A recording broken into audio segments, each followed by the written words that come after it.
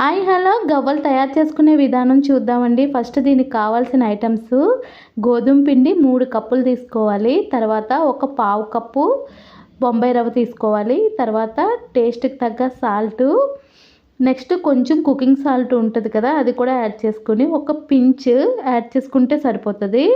తర్వాత నెయ్యి బాగా వేడి పెట్టుకోవాలి. నెయ్యి ప్లేస్లో ఆయిల్ అయినా పర్వాలేదు.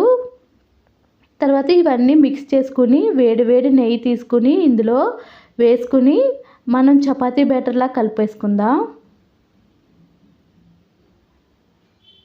చూపిస్తున్న విధంగా కలిపేసుకుని చపాతీ ముద్దలా తయారు చేసుకోవాలి. దీన్ని చిన్న చిన్న గోళీ సైజ్ అంతా ఉండలు తీసుకుని రౌండ్గా చేసుకుని పక్కన ఉంచుకుందాం.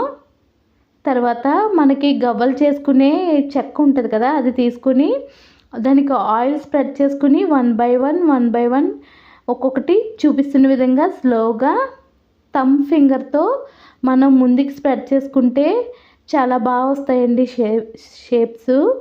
చూడండి, ఇలా స్లోగా ఆయిల్ స్ప్రెడ్ చేసుకున్న తర్వాత ఇలా స్లోగా ఒక్కొక్కటి ఇలా అనుకుంటే మనకి గవ్వలు తయారైపోతాయి. చూడండి ఎంత బాగా రెడీ అయిపోయాయో గవ్వలు, చాలా షేప్గా వచ్చినాయి. నెక్స్ట్ స్లోగా ఇది స్ప్రెడ్ చేసుకుంటే బాగా వచ్చేస్తాయి గవ్వలు. ఫస్ట్ టైం చేసుకునే వాళ్ళు జాగ్రత్తగా చేసుకోండి.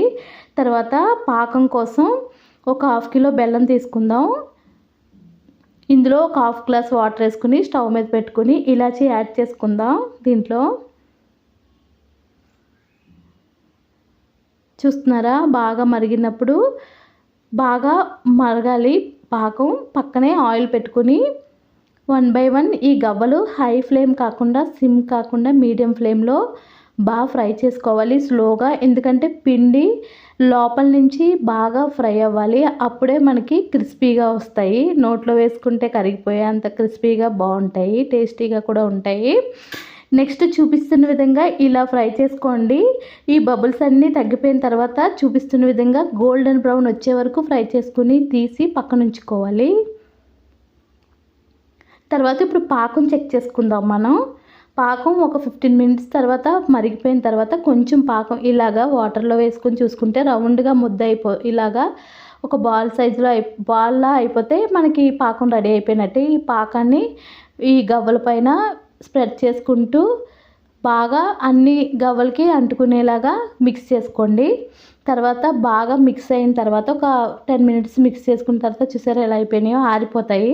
తర్వాత ఒక కంటైనర్లో వేసుకోండి. నచ్చితే లైక్ చేయండి, సబ్స్క్రైబ్ చేసుకోండి. Okay, take care, bye.